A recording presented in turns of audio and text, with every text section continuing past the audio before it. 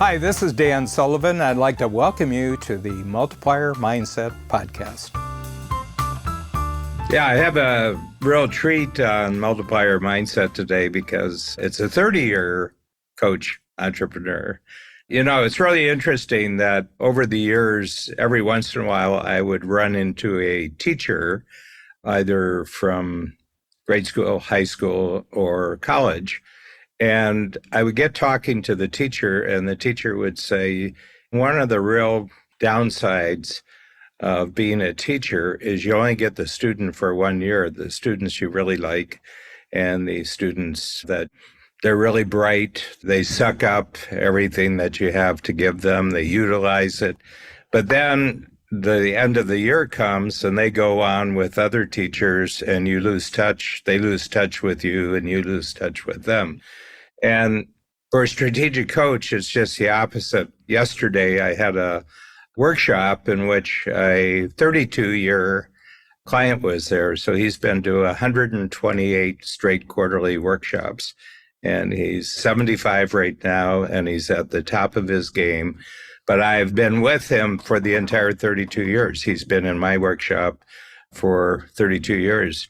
But it's very interesting. Susan doesn't really remember this, but I've known Susan since 1982. And I was at a conference, not related to Coach, but in New York State.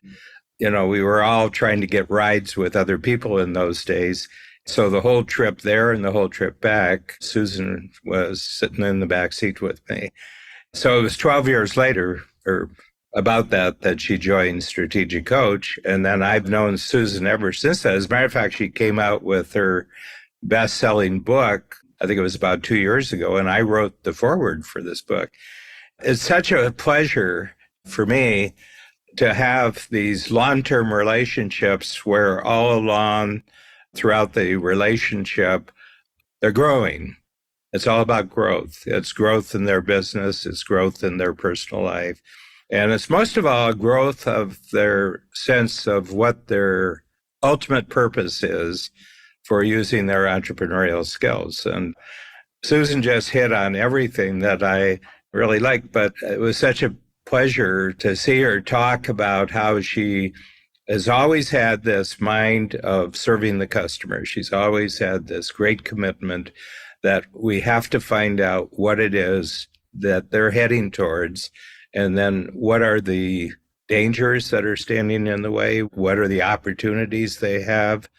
Dangers need to be eliminated, opportunities need to be captured, and strengths need to be maximized.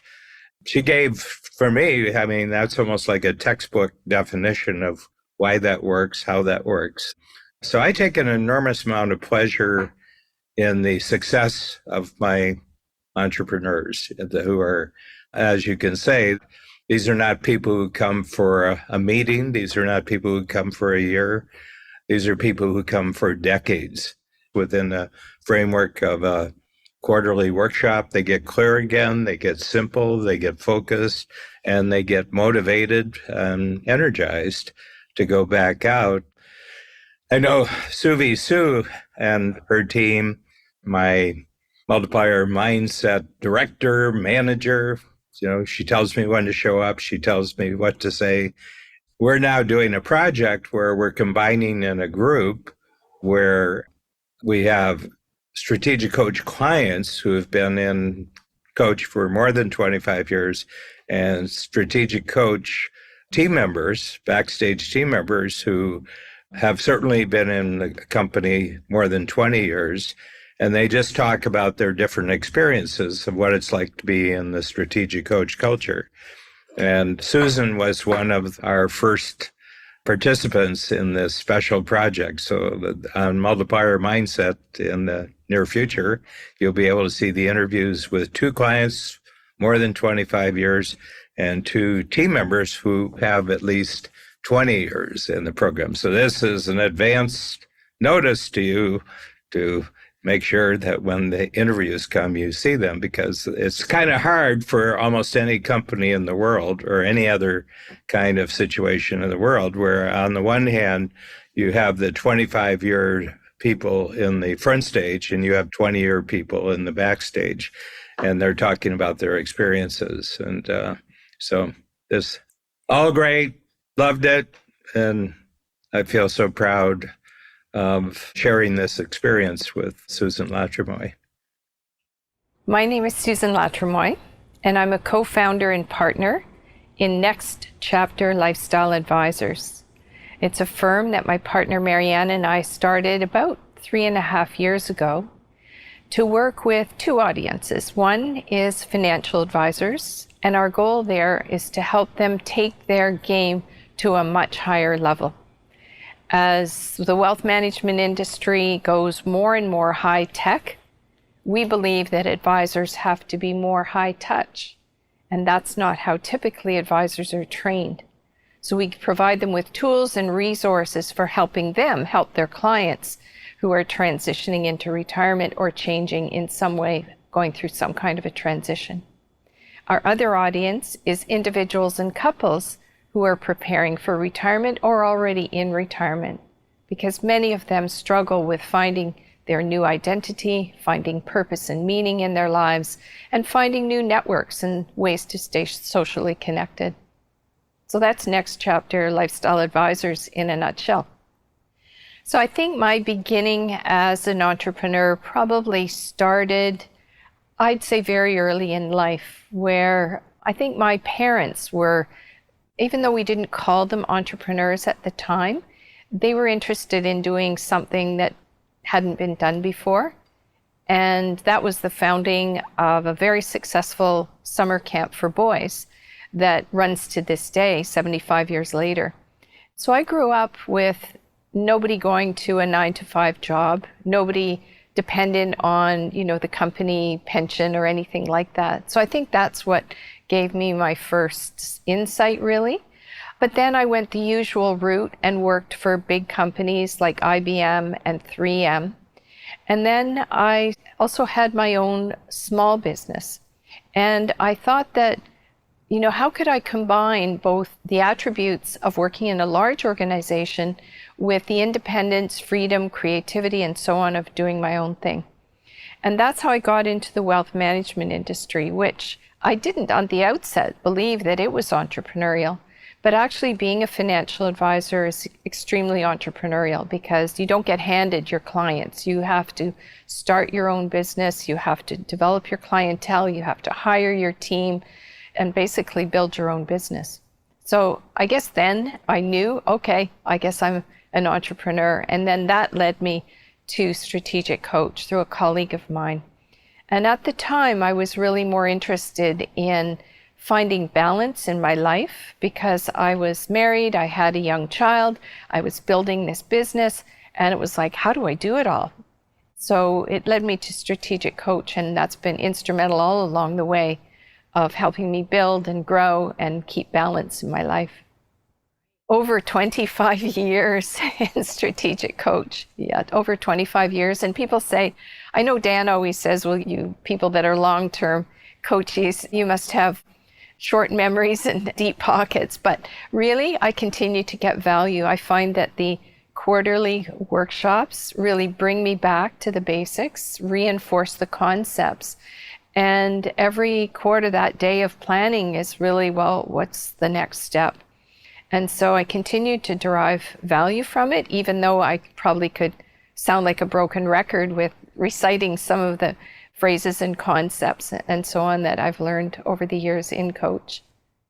So I was a financial advisor for 38 years. That's how I got originally into the wealth management industry, working for Merrill Lynch in the institutional equity sales area.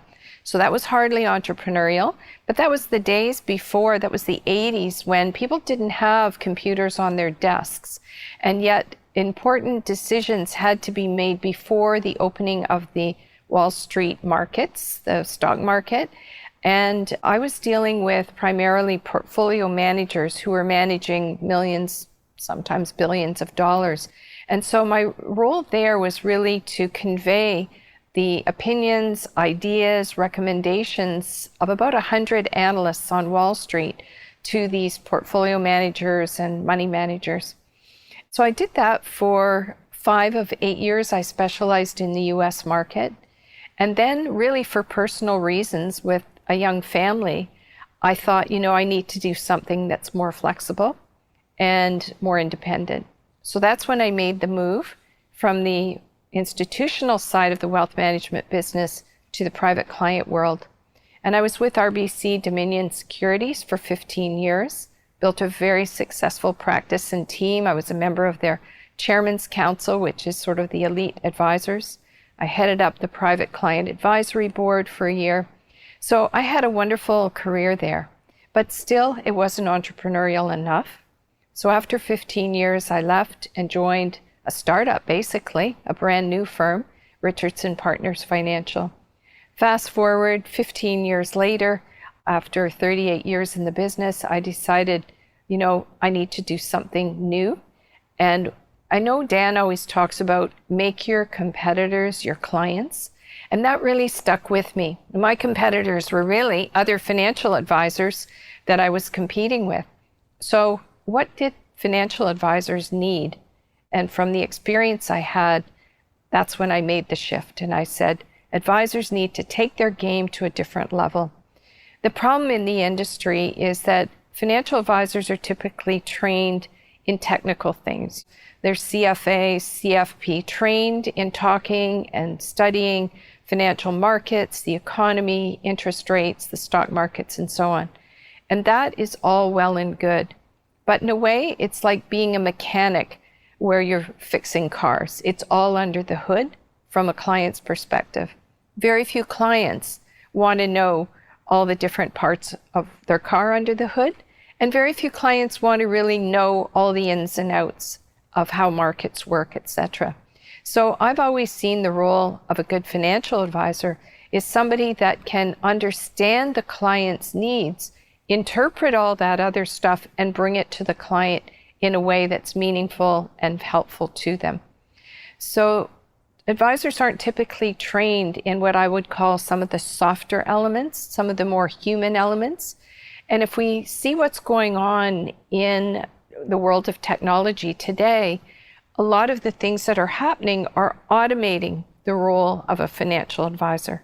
So clients could be left wondering, what's the value I'm really getting? So my message really is, how do you take someone trained in those disciplines and give them the tools and resources to be more high touch with their clients, to develop deeper relationships, which is exactly what clients are looking for in this day and age. So my transformation is really from being a financial advisor competing in the very competitive field to now starting really on the ground floor of a new industry that is still not widely recognized, which is retirement lifestyle planning. And in a way, the two are so complementary because you have to understand, as a financial advisor, you have to understand the life of the client before you can do a meaningful financial plan. And then financial products more or less sell themselves because they are driven by the financial plan. So that's my take on where the industry is right now and the new industry that we're creating. So how do you differentiate yourself? I think that's important for any entrepreneur, any industry. And I think, I hate to bring up a coachy term, but it comes back to using the R factor and the DOS question. So when you understand as an entrepreneur what the goals are of your audience, you know intimately what dangers, fears, concerns they have. You see their opportunities and you have a system and a way to build on your strengths. That to me is where the added value comes in, and those are the things that differentiate you from anyone else in your industry that you're competing with and so on. So it really starts by honing in on what the client's needs are. It's not starting with, well, what would be a great idea or what would I love to do? It's really what's in the DOS. And once you understand that, then it's much easier to build the products and services, tools and resources around that. So I would say that technology has always been the bane of my existence. I am not a techie person. And when you have an entrepreneurial business, you need so many platforms. You need billing platforms and CRMs and mailing lists and marketing and social media and website and all of this. So All of that stuff to me is not my unique ability, so not what I'm interested in. So those have been challenges along the way. And I guess that brings up another coach concept of not how do I do this, but who can do it. So that was a challenge for my partner and myself. And the who we found is the most perfect strategic assistant who loves all that stuff. She's younger, she gets it, and she's not afraid to tackle technology. I think in any small business, any business at all, that whole platform, your operating system, or let's say the backstage, is critically important. For us, it was a matter of finding that person that could handle all that stuff. So that's definitely, for me personally, been a challenge, is to deal with all the technology and the platforms that we need to operate on. I guess that the industry and the clients guide us. And what we realized when we first started is that we were looking to really work with sort of one person at a time. And then we realized that if we're really going to magnify, amplify the issues and amplify the solutions that we have, we needed to take it broader. And so now that's led to speaking opportunities and leading a CE credit course for CFPs and attending and working on a trade show floor where our audience comes and explores what's new and what's available. So the business obviously is still young and still evolving. Who knows where it'll end up, but I do see different directions evolving now. And I want to say also that in a way, this retirement lifestyle planning is the way that personal training was about 25 years ago. At the time, nobody had a personal trainer. And people would say, what do you need a trainer for? You can do a push-up, you can do a sit-up. So why do you need a trainer? Fast forward to today, where people are in masses making transitions from one business to another, from career to another career, or simply to say, I'm changing my life and going to retire. But how do you do it? And most people don't realize that it works better if you have a plan, just like everything else. And developing a plan when you've never done it before is daunting for a lot of people. So I want to predict that in hopefully not 25 years, but within the decade, that having someone to work with you as you transition from your work life to another form of life, whether it's called retirement, I don't like that word, but unretirement, rewirement, whatever you want to call it, that it really is helpful to have someone by your side who knows the ropes, has been through it, and provides tools and a model really for how you plan that next phase of life. Generally, we find that when an advisor is dealing with a couple, there tends to be one spouse that's the financial spouse, the one that pays more attention, is looking after the money side of it. Often the other spouse is not engaged at all, or doesn't have an understanding, perhaps is intimidated by all the financial gobbledygook. Well, when you're talking about lifestyle planning, it's quite often that non-financial spouse that comes alive and says, yes, this is what all this money is for, this is what our life should be about. And it's a great way to engage the non-financial spouse for a financial advisor. So I think that by putting out there that you're different, that you have something that other people don't have, that the services that you can provide as a financial advisor are unique, they're different, they're helpful. Those are the ways that advisors have come back to us, appreciating the work that we do with them. I think there's no silver bullet to becoming successful. And I would say that, you just got to get in the saddle every day and ride and just put one foot ahead of each other and be diligent, industrious, committed, hardworking. There's no substitute for that. But I also think that you have to step back from time to time and think about your direction, think about where you're going. I'm a big believer in teamwork. And I remember when I was a solo advisor, sharing an assistant when I first started, I was really busy. And I said to my manager at the time, believe it or not, I had a manager then, I said, how can I grow unless I have support, unless there are other people? And he said, well, you need a bigger business to be able to afford to have an assistant. And it was a chicken and egg question. And I said, if I'm going to grow, I need to invest in people. So that's when I hired my first team member. And, my business wasn't all so successful and profitable at the time, but I knew it would be an investment in building the business.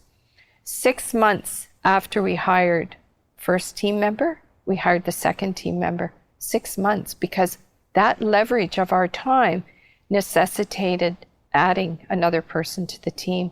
So I've always been a big believer in building the team with capabilities that you don't have, that complement the entrepreneurial capabilities, and delegating. And I'm not a micromanager, and I think that's key. I like to empower people. I like to push them a little bit beyond their comfort level, so when they take on new responsibilities, they can rise to the occasion.